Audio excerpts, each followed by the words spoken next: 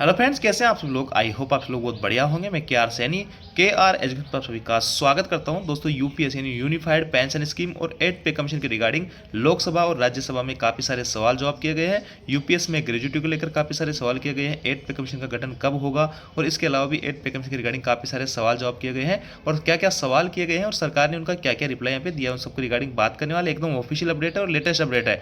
VRS के मामले में लाभ आपको कब से मिलेगा, जैसे कि यूपीएस लागू होगी, इसके अंदर आपका वीआरएस जो है, आप वॉलंटरी रिटायरमेंट लेते हो तो उसके बाद में आपको लाभ कब से मिलना शुरू हो जाएंगे वीआरएस के, इन सब के रिगार्डिंग बात करने वाले हैं। तो चलिए, सबसे पहले तो यूपीएस को लेकर कौन कौन से सवाल जवाब हुए और कब की अपडेट है वो कुछ देख लेते हैं। तो ये देखिए दोस्तों, ये है आपका government of India, ministry of finance, department of financial services. Rajya Sabha के अंदर क्वेश्चन पूछा गया था 1382 नंबर का, और इसका जो आंसर है ट्यूसडे 11 मार्च को इसका आंसर दिया गया है। यूनिफाइड पेंशन स्कीम को लेकर श्री जावेद अली खान ने जो है सवाल किया था सरकार से और मिनिस्ट्री ऑफ फाइनेंस से, कि इसमें जो लिखा है कि आपका जो गजट नोटिफिकेशन था 24 जनवरी 2025 को आपने यूपीएस को लेकर जारी किया गया था। इन केस ऑफ उसके अंदर in case of voluntary retirement after a minimum service, आपने 25 साल का जो क्राइटेरिया रखा है कि मिनिमम 25 साल की अगर आप सर्विस करते हो, उसके बाद में आपको वॉलंटरी रिटायरमेंट वगैरह लेते हो, तो आपको जो फुल पेंशन का जो पूरी पेंशन है या पूरी तरीके से आपको यहाँ पे लाभ मिलने वाला रहेगा। तो कहने का मतलब मिनिमम सर्विस आपने यहाँ क्राइटेरिया 25 साल का रखा था अगर आपको यहाँ पे लाभ लेने हैं।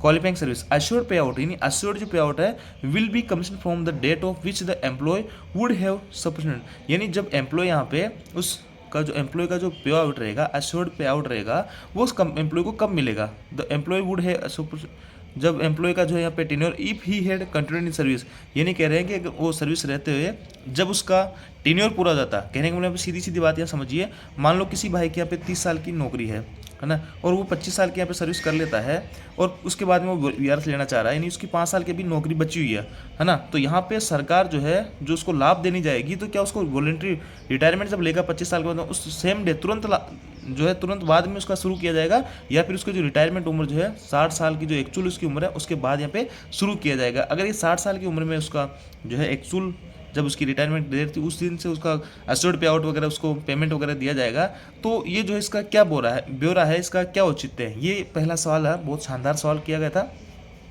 और दूसरा है whether gratuity as in the case of old pension scheme, जैसे कि ओल्ड पेंशन स्कीम में और न्यू पेंशन स्कीम में ग्रेजुएटी का था मामला, तो क्या यूपीएस में भी ऐसा होगा आपको ग्रेजुएटी का, और यदि हाँ तो इसकी डिटेल यहाँ पे मांगी गई है। तो ये दोनों सवाल आपको समझ में आ गए होंगे। पहला तो ये कि आपकी सर्विस मान लो कि आपने 25 साल के बाद में वीआरएस ले लेते हो, 25 साल की मिनिमम सर्विस आपने रखी है। यूपीएस का जो गजट नोटिफिकेशन था 24 जनवरी 2025 को जारी किया गया था, और 25 साल के बाद में कोई बंदा एक वीआरएस ले लेता है, तो उसका जो एश्योर्ड पे आउट है वो कब मिलेगा, उसको रिटायरमेंट की जो एक्चुअल डेट है उस दिन से मिलेगा या फिर उससे पहले मिल जाएगा।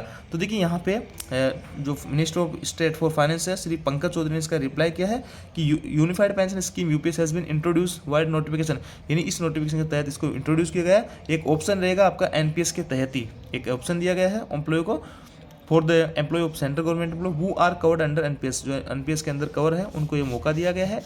UPS being a fund based pension, ये एक फंड बेस्ड पेंशन है, relies on the regular and timely accumulation and investment of applicable contribution, और जो कि पूरी तरीके से डिपेंड करेगा इस पर जो उसका आपका कॉर्प्स इकट्ठा होगा वो, और इन्वेस्टमेंट जो रहेगा आपका उसके ऊपर, आपका जो कंट्रीब्यूशन वगैरह रहेगा उसके ऊपर डिपेंड करेगा। From the both employee and employer, यानी आपका एम्प्लॉयर दोनों का जो कंट्रीब्यूशन रहेगा उसके ऊपर डिपेंड करेगा। For assured pay out to the employee, जो अश्योर्ड पे आउट किया जाएगा एम्प्लॉय को वो accordingly keeping in view the growth of fund over the actual length of the service date for commencement of assured payout in case of voluntary retirement will be from the date such employee would have superannuated if the service period has continued to superannuation। देखिए यहाँ पे कहा गया है कि अगर कोई कर्मचारी रिटायरमेंट भी हो जाता है 25 साल की उम्र में, तो उसका जो कोर्प्स रहेगा 25 साल की उम्र जो वीआरएस लेता है उस टाइम पे, और उसका मान लो हम एक्चुअल कंडीशन जब एक्चुअल उसका रिटायरमेंट रहेगा तब उसको लाभ देना स्टार्ट करेंगे, तो इसका जो भी फंड यहाँ पे ग्रोथ होगी वो भी उसको यहाँ पे साथ में दिया जाएगा। पहला तो उन्होंने जवाब किया है। एक्चुअली सीधा सीधा सवाल है कि आपकी पेंशन वगैरह जो भी स्टार्ट रहेगी वो आपकी एक्चुअल रिटायरमेंट की डेट रहेगी 60 साल की, तभी से आपको जो पेंशन वगैरह जो भी बेनिफिट्स आपको तभी से मिलेंगे।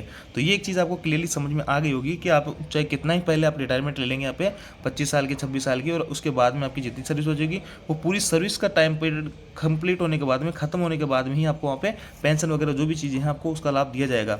इस दौरान आपका जो अश्योर्ड पे आउट रहेगा उसका जो जितना दिन सरकार के पास रहेगा कॉप्स आपका, उसके अकॉर्डिंग जितना बेनिफिट आपको मिलना चाहिए वो आपको यहाँ पे मिल जाएगा। तो कहने वाला 60 साल की उम्र पे आपको लाभ यहाँ पे दिए जाएंगे। आगे हैं using being an option under NPS gratuity is payable in terms of central civil services pay out of gratuity payment of gratuity under national pension system rule 2000 की notified by the department of pension and pensioners welfare. यहाँ पे लिखा है कि आपका NPS के अंदर भी आपकी ग्रेजुएटी थी, ओपीएस के अंदर भी थी। तो यूपीएस जो है एनपीएस के अंतर्गत एक जो है एक आपको ऑप्शन दिया जा रहा है। तो एनपीएस और ओपीएस के अंदर जो चीज़ें हैं ग्रेजुएटी को लेकर वही चीज़ आपको जो है यूपीएस में रहने वाली है। तो एक चीज़ यहाँ पे क्लियर हो जाती है कि आपको यूपीएस के अंदर भी आपको ग्रेजुएटी मिलेगी और मैक्सिमम ग्रेजुएटी जो है 25 लाख रुपये तक यहाँ पे मिलती है। पहले जो है 20 लाख थी, जैसे डी आपका 50% पहुंचा तो उसमें 25% की वृद्धि करके 25 लाख तक जो आपकी ग्रेजुएटी यहाँ पे कर दी गई। तो सरकार ने दोनों सवालों के यहाँ पे जवाब दे दिए हैं। अब जो है 8 पे कमीशन को लेकर क्या क्या सवाल जो है वो भी अपन देख लेते हैं। अब देखिए दोस्तों स्क्रीन पे आप जो है क्वेश्चन नंबर 235, वो पहले वाला जो है राज्यसभा में था, ये क्वेश्चन जो है लोकसभा में पूछा गया है। और ये जो है कॉन्स्टिट्यूशन ऑफ 8th पे कमीशन यानी 8वें वेतन आयोग के गठन को लेकर ये जो सवाल पूछे गए। कब की डेट है? 17 मार्च 2025 को इसका रिप्लाई किया है। क्वेश्चन नंबर 235 है। लोकसभा में जो अपने संसद वगैरह हैं वहाँ पे जो सवाल जवाब होते हैं उनके माध्यम से देखिए यहाँ पे MS कंगना रनौत, जो कि कंगना रनौत को आप जानते हो, एक्ट्रेस भी है और अभी फिलहाल जो है ये लोकसभा सांसद भी है। तो यहाँ पे इन्होंने काफ़ी सारे सवाल जवाब किए थे। देखिए बहुत सारे सवाल इन्होंने सरकार से किए हैं और श्रीमती निर्मला सीतारमण जो कि फाइनेंस मिनिस्टर है उन्होंने इसका रिप्लाई भी किया है। तो इसका मैं हिंदी वर्जन यहाँ पे दिखाता हूँ, थोड़ा एक्सप्लेन करने में समझ में आसानी यहाँ पे रहेगी। ये देखिए यहाँ पे सुश्री कंगना रनौत, श्रीमती साजदा अहमद, क्या वित्त मंत्री ये बताने की कृपा करेंगे कि क्या सरकार ने केंद्र सरकार के कर्मचारियों के वेतन और पेंशन संशोधन करने के लिए 8वें केंद्रीय वेतन आयोग का CPC का गठन किया है? तो ये पहला सवाल इन्होंने किया है। उसके बाद में यदि हाँ अगर ऐसा है तो आयोग के विचार तो विषय और सरकार को इसकी रिपोर्ट प्रस्तुत किए जाने की निर्धारित समय सीमा सहित तत्संबंधी ब्यौरा क्या है? यानी इसका जो है समय भी इन्होंने पूछ लिया कि सरकार कब इसकी रिपोर्ट वगैरह पेश करेगी, क्या विचार चल रहा है, क्या क्या समय सीमा आपने तय कर रखी है। दोनों सवाल इसने किए। इसके बाद में तीसरा सवाल इन्होंने कहा है कि 7वें केंद्रीय वेतन आयोग के स्तर पर केंद्र सरकार के ऐसे कर्मचारी पेंशन भोगियों की अनुमानित संख्या, यानी आपके जो पेंशनर्स है ऐसे कर्मचारी कितने हैं आपके पास में जो कि 8वें वेतन आयोग का लाभ इनको मिलेगा, जिनके 8वें केंद्रीय वेतन आयोग के लाभान्वित होने की संभावना है और ओडिशा सहित देश भर में इससे उपभोग और आर्थिक विकास को किस प्रकार बढ़ावा मिलने की संभावना है। आगे लिखा क्या 8वें केंद्रीय वेतन आयोग की सिफारिश को कारण की सरकार पर वित्तीय बोझ बढ़ने की संभावना है। अगर इस पर अगर आप लागू करते हो तो इस पर कितना जो है वित्तीय बोझ आपके ऊपर पड़ने वाला है सरकार के ऊपर, यदि हाँ तो तत्संबंधी ब्यौरा भी यहाँ पे मांगा है। और देखिए यहाँ पे क्या सरकार ने राजकोषीय नीतियों सरकारी विपत्र 8वें केंद्रीय वेतन आयोग के प्रभाव का आकलन करने के लिए कोई अध्ययन किया है या कर्मचारी संघों, पेंशन भोगियों और अन्य हितधारकों के साथ में कोई परामर्श किया है। इन्होंने कहा कि आपने जो है ऐसा कोई एनालिसिस किया है, आपने जो कर्मचारी संगठन है उनसे रिव्यू मांगे हैं कि कर्मचारी पेंशन के हित में आप कौन कौन से कदम सरकार यहाँ पे उठाए जा रही है और सुझाव वगैरह आपने मांगे क्या। तो इतने सारे सवाल यहाँ पे कंगना रनौत जी ने किए हैं। तो यहाँ पे श्रीमती निर्मला सीतारमण जी ने यहाँ पे पहले सवाल का जवाब दिया है, सरकार द्वारा 8वें केंद्रीय वेतन आयोग का गठन करने का निर्णय लिया गया है। ये सबको पता है। इसका जो है ऑफिशियल जो है यहाँ पे बता भी दिया गया था आपको माननीय जो रेल मंत्री जी है उनके द्वारा। तो उन्होंने ये चीज़ क्लियर है कि 8वें वेतन आयोग का गठन तो होगा, इस समय में निर्णय लिया जाएगा। जो सेकंड क्वेश्चन था आपका कि क्या यदि हाँ तो आयोग ने विचार तो विशेष सरकार को इसकी रिपोर्ट प्रस्तुत की जाने की निर्धारित समय सीमा, जो निर्धारित समय सीमा है उसके बारे में इन्होंने सवाल दिया है कि यथा समय पर निर्णय ले देंगे, यानी जब टाइम आएगा तब आपको यहाँ पे बता दिया जाएगा कि हम जो इसका क्या क्या निर्णय यहाँ पे लेने जा रहे हैं और कब निर्णय इसका लेने जा रहे हैं। अब देखिए दोस्तों तीसरा जो सवाल किया गया था कि केंद्र सरकार के अंतर्गत कितने सारे कर्मचारी पेंशनर्स को इसका लाभ मिलेगा। तो यहाँ पे देखिए इन्होंने कहा कि केंद्र सरकार सिविलियन कर्मचारी पेंशन भोगी परिवार के पेंशन भोगियों की संख्या क्रमशः इतने सारे कर्मचारी अभी कार्यरत है 1/3/2025 की स्थिति के अनुसार और 33.91 जो है लाख जो है आपके पेंशनर्स है। तो ये टोटल मिलाकर अगर बात करते हो 70 लाख के करीब यहाँ पे कर्मचारी पेंशनर्स यहाँ पे रहने वाले हैं। रक्षा कार्मिक और पेंशन भोगी भी लाभान्वित होंगे। रक्षा कर्मचारी जो है सैन्य कर्मचारी उनको भी लाभ मिलेगा, पेंशन भोगियों को लाभ मिलेगा। और आगे जो सवाल किया गया था 8वें केंद्रीय वेतन आयोग द्वारा सिफारिश किए जाने और सरकार द्वारा उन्हें स्वीकार कर लिए जाने पर 8वें केंद्रीय वेतन आयोग की सिफारिशों की वित्तीय निहिरता के बारे में पता चलेगा।